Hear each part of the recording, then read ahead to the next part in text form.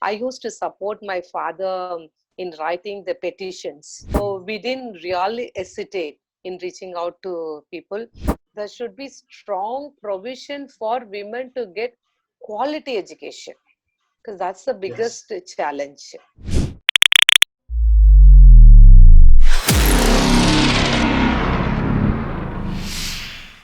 Hi, I welcome you to the show Million Voices with me, Ajit Kumar, from the family of Reed Scarlett. Humanity is the breath of the earth. The purpose of human life is to serve, show compassion, and the will to help others. Especially at the times of disaster, we have witnessed the power of humanity. And today here we have Mrs. Mariaselvam. Her voice has been a hope to the people to bring back their lives.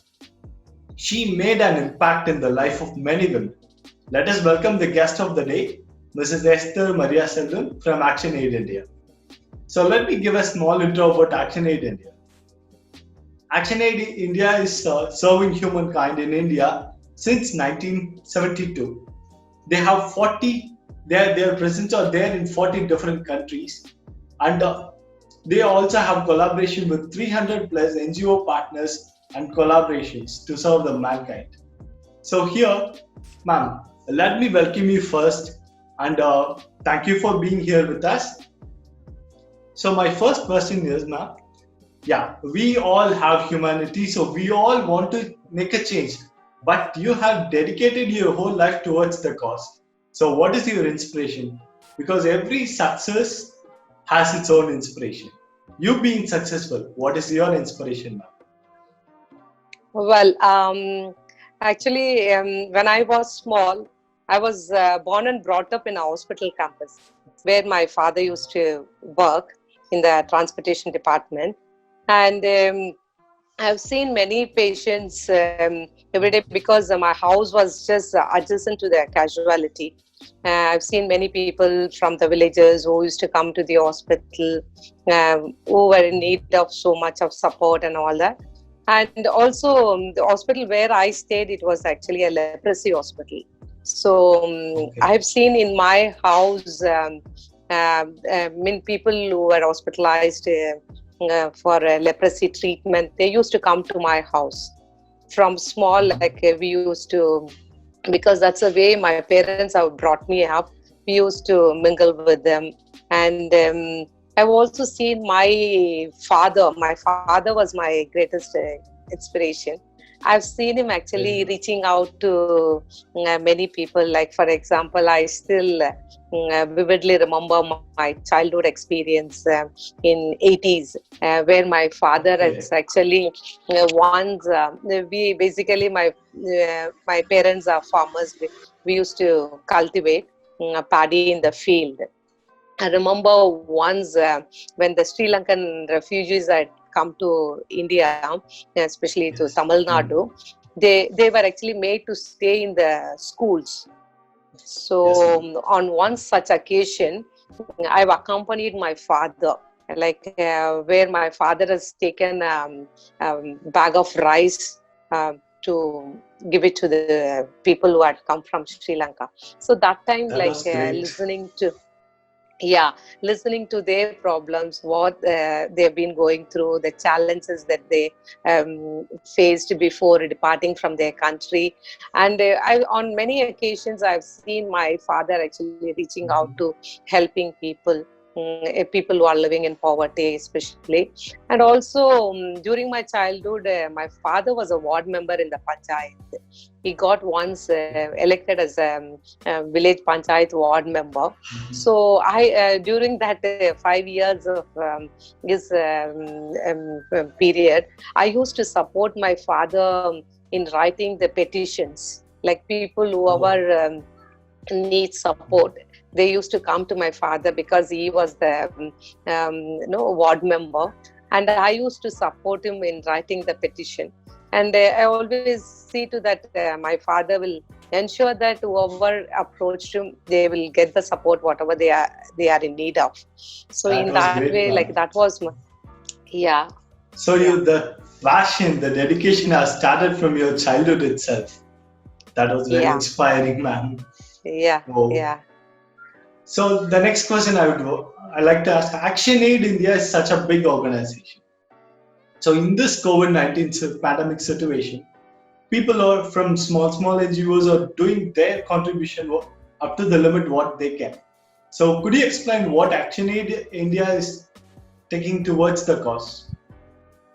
Well, if you look at ActionAid all over the globe, for us, humanitarian response is one of our priority area. So whenever there is disaster, we reach out to support people who were affected by any kind of disaster. Like for ActionAid India, responding to disaster is not something very new at the point of COVID-19. We have Yes, been ma'am. responding to varied disasters, take from the time of super cyclone in Odisha. So from that Okay. time, and also when the Godra event has occurred, then in Gujarat earthquake, in Tamil Nadu we have been responding since tsunami times Okay, that is in great. 2004. Yeah. Mhm. So we have actually reached out to people who were affected by tsunami in terms of, initially we begin with providing relief. What we strongly believe is in any disaster, people who are vulnerable, who are from the vulnerable community, they are once again hit very badly by any kind of a disaster. So True, ma'am. we actually take a position to immediately reach out to the vulnerable community who have been adversely impacted by the disaster, and we start from providing the various support, like for example starting with relief. Say for example, we all know that during disasters electricity will be disconnected, so starting with providing candle, matchbox, water, glucose, so these kind of support we begin with, then slowly reach out to varied other requirements of community, like for example dry ration. Then slowly that process lead to rehabilitation of people who are affected by any kind of a disaster. For us, in any disaster, if we see, women are the first responders to any kind of a disaster. They will be in the forefront.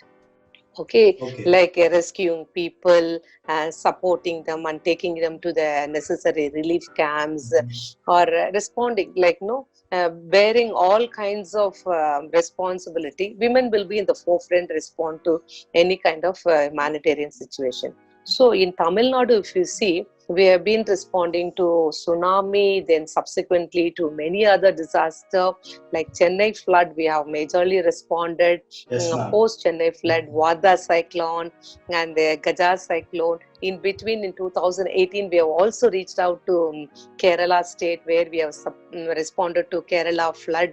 So in this way, we have been responding to varied disaster.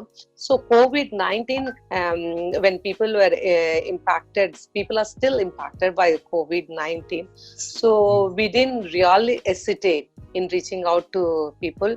In fact, like looking back at our work, like how much we have reached, it shows that over 65 lakhs of people ActionAid has actually reached out directly in terms of providing dry ration, That cooked was very food, impressive, ma'am. and yeah. So we have been ActionAid has its presence in 24 states and 2 union territories, and Mhm. we know, like all of us actually pitched in. Many civil society members also pitched in to respond to the various challenges faced by the migrant workers. So in that, we are in our experience, actually, particularly in Tamil Nadu, we have been responding right from the beginning. Though we all had the fear of COVID-19, but still True, ma'am. we reached out to people. Here in Tamil Nadu, we have reached out to over 13,000 families, around That was great. 75,000 population. Yeah, so this is basically like right from the beginning, all of us had fear. People from the community also had fear. So supported them in overcoming their fear by raising awareness about COVID-19. Then in the initial phase, providing them with the sanitizing materials like soap to wash their hands, mask, various other sanitizing materials. So in this way, we began our response to COVID-19. Then we started providing food, cooked food, because we found on the streets many elderly people and many youth also, like who could not actually go back to their respective states, who were impacted. True, So ma'am. There are a with the lot of support of people's. There are a lot of people's in fond of food. It is the very yeah, as it is going to be the very basic necessity. It is little difficult in yeah, this pandemic situation. yeah. So cooked food we used to give, and in fact, like they were quite happy and they were literally looking forward to. Of course, on one side, this relief activity was being carried out.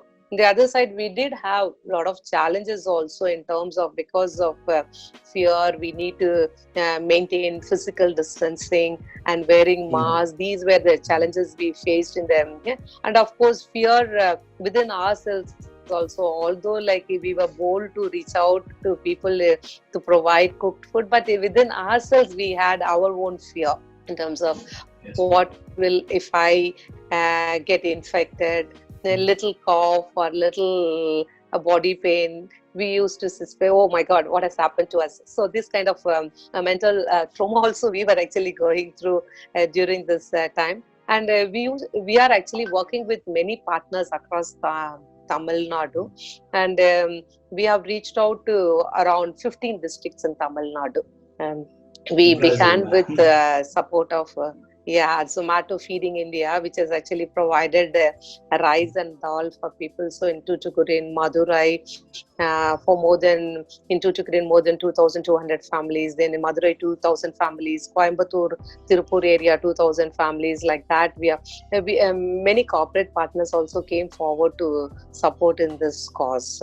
So in that way, like we have reached out to many people in many districts, and in all this intervention, we have actually worked very closely with the district administration, like in Kanjipuram district, Tiruvallur district, Tuticorin district, Coimbatore, Tirupur, Viluppuram, Nagapattinam. So since some of the government officials also took part in this relief process, like the revenue inspector, Tahsildar, and then municipal commissioner, they were all part of this process in distributing this relief to Yes, the ma'am. affected community. This Yeah. is the area where we can see the power of the humanity, where we joined together to bring back our society back, and it was very impressive.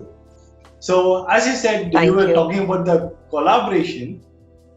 Yeah, it is very important. If we stand together, the cause can be given the higher weightage. So, what is your thought on collaboration of yours in Tamil Nadu and how the impact were? Like, one very good experience that during COVID-19 that we have had was like collaborating with varied people, like many people, like actors and civil society organization, NGOs, academic institution, varied people actually took part in this whole effort. So from our experience, what we have found that the collaborative effort has actually led to many successes. Like if I have to give some examples, we came to know that in Tiruvallur district, in one of the Brooklyn, like in ActionAid, we have our volunteers forum. So actually, we have many migrant workers from different states who speak Hindi, and we speak only Tamil in Tamil Nadu. So in one of the Brooklyn's, we came to know that someone from Odisha have been beaten up by the Brooklyn owner, a group of people. So this audio actually was brought to our information through the groups that we work with. Then immediately we passed on this audio to our volunteer group, who actually not only translated, we have created a WhatsApp group for translation through our volunteers forum. These volunteers not only translated for us, they also got in touch with the people who were affected. And people who can speak Odia, they got connected. So when people found that someone from their state who could speak the language, then immediately people could actually share information. So in that way, we came to know that in this particular one of the Brooklyn in Tiruvallur, there were about more than 350 people were there. So the people were beaten up by an employer, and they were actually bleeding, and they couldn't get any medical support or anything. So when this was brought to our attention, immediately we also reached out to the relief commissioner. Then relief commissioner informed the district administration. Then our civil society organization who are working there, who are working here in Chennai, they also reached out to people. So the very next day in the morning around 10 o'clock, the RDO was on the spot, and some other officials, district officials are also present, and one of the civil society organization member could register FIR in the police station. Then all these people, with the support of district administration, were sent back to Odisha. So we also, on the other hand, connected to our colleagues in the Odisha, in Bhubaneswar, ActionAid has its office. We connected to our colleagues. They actually tied up with the nodal officer. Their nodal officer in Odisha connected with our officials here in Tamil Nadu. So in that way, like from multiple way, like from the civil society organization, from yeah, when these kind of collective efforts happen, then we could see the result that people have actually immensely benefited by getting released from the clutches of these employers, and they were actually able to go back, and they were sent by train to their respective state. On one hand, we had this achievement. On the other hand, what we see is like the challenge here is these people, we could not get the release certificate as per the Bonded Labor Abolition Act. When these they were literally in bondage condition, where they were not paid minimum wages, their stay was their movement, freedom of movement was restricted, and these kind of challenges they had. So they were literally in bondage, which means as per the Bonded Labor Abolition Act, they were supposed to be issued a release certificate, and that part of it we couldn't achieve. So that was the challenge we see. But however, the collective effort has yielded a good result. So like that, we had a couple of experience in rescuing people, like with the support of district administration. That was great, ma'am. One some yeah. Yeah, the Thank you. relief was very fast. As you said, the very next day you have relieved 350 people is really a big deal. So, Yes, ma'am, yeah, that's a great yeah. so what are your greatest achievement as you been doing service from your childhood? What do you think? What is your greatest achievements? Okay, one thing that I even today I cherish is like ActionAid used to work among the people living with HIV and AIDS. Okay, so that was one of our core thematic area. So when we worked among the people living with HIV, people who are actually affected, who are more vulnerable to HIV and AIDS, also we used to work. Like for example, survivors of trafficking and the sexuality minority groups like transgender, MSM, and so these kind of group we used to work. So when we were working there also, we actually worked through a platform called Tamil Nadu AIDS Solidarity Actions, TASA. So through this group, like we had many civil society organizations, NGOs. So when we were working among these vulnerable groups, we through our experience, we have systematically documented the human rights violations faced by transgender community, the denial of human rights, like for example, how they were denied their right to access to seek good health facilities and right to their education, the various challenges faced, but it's been systematically documented. Then in the year 2007 December, we have organized a public hearing wherein we have brought many people to participate in this public hearing. It was one of the first kind of public hearing to hear the human rights violation faced by transgender community, was organized by ActionAid. with the other partners that we have worked with. So that public hearing has resulted in, and subsequently we have actually taken up this with the then DMK government to constitute a welfare board for transgender community, through which the different welfare measures could be actually implemented. So in that way, hearing our demand, the DMK government, Mr. Karnanidhi was the chief minister that time, and we have actually organized this public hearing in collaboration with the District Social Welfare Department of Chennai and the State Commission for Women. So this, with the government and the civil society organization, and of course with the transgender community, this public hearing was organized, and subsequently we have done advocacy with the legislative advocacy with the legislatures, and then media advocacy. All these has actually resulted in constituting the welfare board for transgender community. So that I actually consider as one of the biggest achievement. It is not my achievement alone. It is the achievement of the collective, like different players who were stakeholders who were part of this process. That is That one of was my really greatest awesome, achievement. ma'am. Yeah, thank you. And it was a historical and first of its kind in whole of India also for the first time. Then seeing this, our welfare board in different other states also, they have actually formed the welfare board for transgender community. Yeah. That was very impressive, ma'am, to be honest. Yeah. So my Yeah. next question is, so there are n number of harassment against women is happening, women trafficking, Yeah. and also like Yeah. rapes are happening now. N number of cases has been registering in India every day, Yeah. and also Yeah. as per the Yeah. n number of statistics saying that 7,000 girls are missing every day, and 43,650 women were killed by their own partner or by their family member all over the world every year. Only education can eradicate or reduce completely these kind of harassments against women. But having a different kind of education system now, because we have very basic education like reading a native language, English, Tamil, science, maths. So Yeah. keeping everything on this mind, what are the changes should be done on the education system? Do you think like education, like sex education, psychological stability, teaching education should be included in the system? Yeah.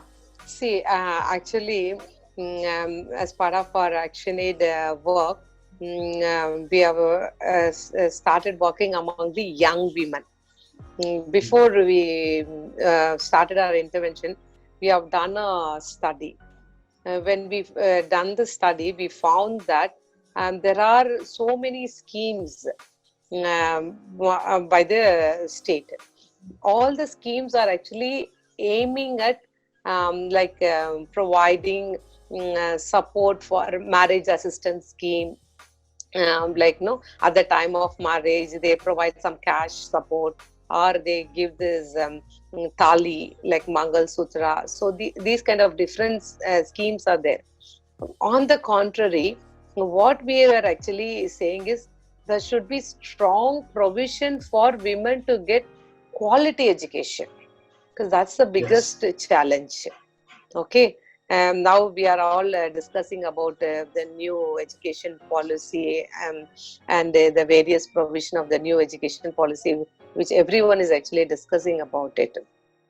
In my opinion, if a woman is actually given a good education, like say for example, because of my father gave me good education, now I'm able to stand on my own leg, and I'm able to do whatever that I want to do.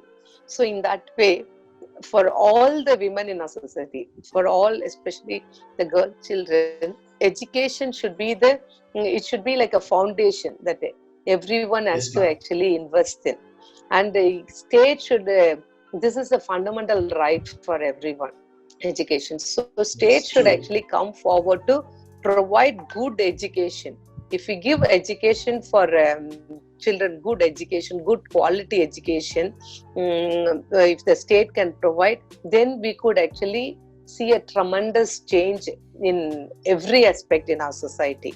If people are well educated, the very challenges that they have faced, no, that can be actually overcome. And in the school, sex education, it's there. In some states, they have banned sex education, Yes, but it has to be there. And children should be helped to overcome all kinds of inhibition that they have to speak about these kind of things. Like now, we all know that many civil society organization has taken up their campaign to speak about menstruation. There's nothing wrong in it. Women should not be actually made to women should not be separated during the menstrual cycle when they undergo. No, it's like any other thing, biological thing. They have to be accepted in our society. We should not say that like no, it's a stigma and the women have to be made to sit separately. So those kind of campaign and all has been widely taken up. And right from the beginning, even when we bring up the children, boy and girl, in both their minds we have to instill the fact that both are equal, whether they are boy or girl, both yes, are ma'am. equal. So that has to be nurtured right from the younger age, right from the childhood.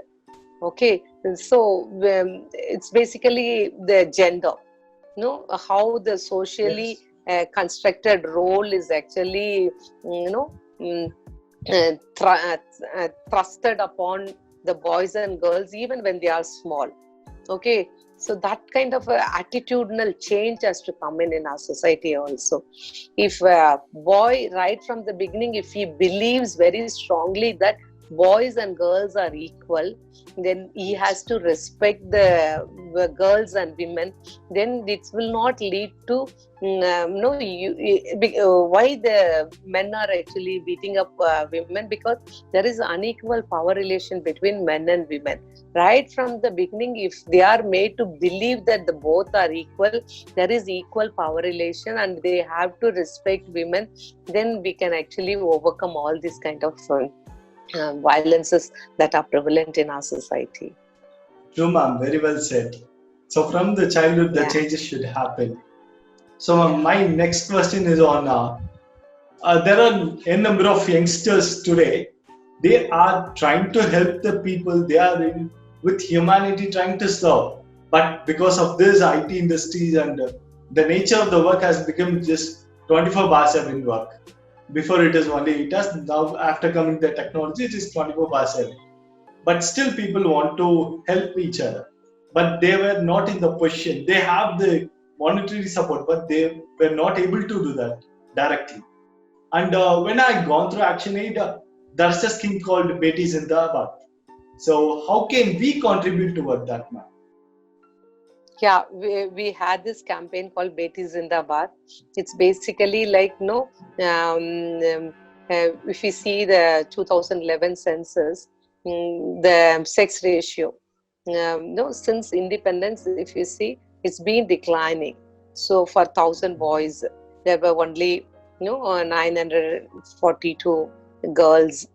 So the number has been actually reducing, especially when we look at the sex ratio between the 0 to 6 years. Over the period, we see that there is a decline in the sex ratio. So with the focus of how there should be these are all like everyone wants to have a boy child, not a girl child, and therefore they going for eliminating the girl child when the girl children are in the womb itself. So in order to promote an attitude in the society that a child should be welcomed, so in different way, like we have actually taken up this campaign, actually ultimately aiming at how women could be actually empowered in this manner. So Beti Zindabad campaign, many people actually were part of this process also. And I know that everyone is busy with their day-to-day work. But if True, they desire, definitely they can actually contribute. I have lot of examples where the corporate company have actually adopted certain locations where they have come in and supporting their children's education in the evenings, the different ways of doing things. I know one little boy who used to come from USA. He's from India, but invariably on every summer vacation when he comes to India, he wants to spend some few hours with the children from the marginalized community. So we have supported him in organizing this program. Like for example, once he brought Lego toys. So he okay, spent time with those children and taught them how to make the toy out of the Lego parts. Then at the end of his session, like he spent about 2 weeks. End of his session, he has gifted those Lego toys to those oh, children, and they are gone. So, I mean, this actually has to. We have to think something very innovatively, creatively, so that definitely, like everyone can actually contribute in a smaller way or the other. When they do their bit, and when they contribute, I can actually, from my own experience, I can certainly guarantee that the kind of immense satisfaction that they get out of contributing their bit to the society cannot be compensated with any other thing. true, ma'am, true. So Yeah, my final question is, as we are talking about the empowerment of women, so how yeah. economically they can be empowered? Okay. Economic empowerment in many ways we can actually do. Actually, when a woman is economically empowered, you could see a lot of changes that can take place. Like, for example, from my own experience, we have actually worked among a particular group of women section who belong to Dalit community, Dalit women. We work towards getting land for women. So we through different processes, different struggle process, we were able to get land for women. So when we got land for women, they had full control of land.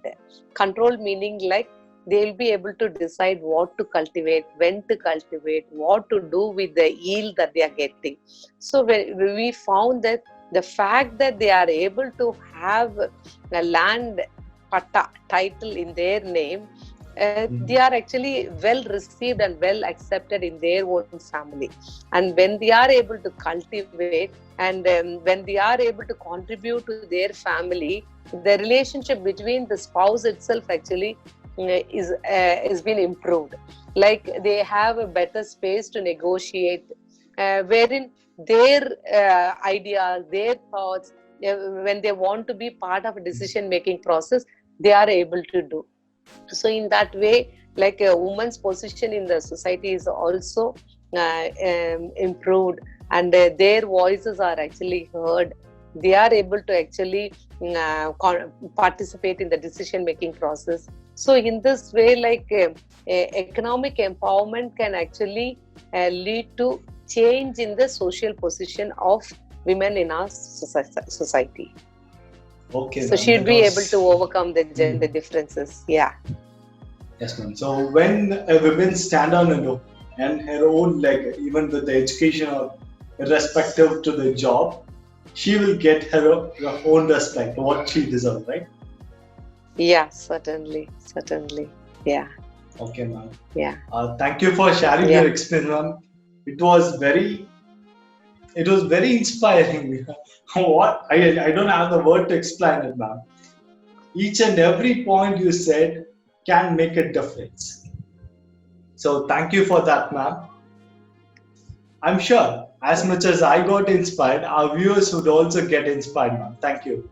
From the family Yeah. of Reed Skyline, I wish you thank you and also a very great success in your journey ahead because you got to go long forward. And I'm sure as of your dedication, a lot of people are going to get benefited. So Thank you, ma'am. Thank you so much. Dear Yeah. viewers, this is for you. Let there be justice for all. Let there be dignity and peace for all. So let us join our hands together to change the fate of our own society. So let us meet up again very soon with another interesting and inspiring voices. Till then, stay safe. Thank you.